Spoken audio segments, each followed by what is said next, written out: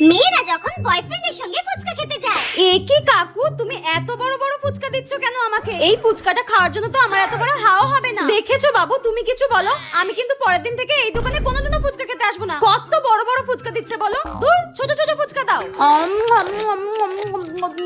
দেখেছো, ঠিক করে খেতেও পারছি না, আমি সব ভেঙে যাচ্ছে। আর যখন একা ফুচকা খেতে যায়। কাকু, বেশ ঝাল ঝাল করে ফুচকা মাখো তো, আর আমাকে কিন্তু বেশ বড় বড় ফুচকা দেবে, ঠিক আছে? হ্যাঁ, আপনি আগের দিন বলছিলেন না বড় ফুচকা খেতে পারেন না।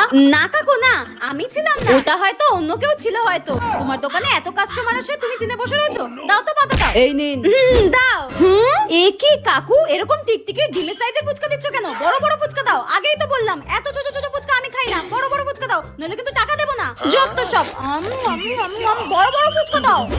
ইস, কেমন ফাটকা ফুটকা লিকলিকা ফুচকা দিচ্ছে, সব জল বেরিয়ে যাচ্ছে। দুধ ভালো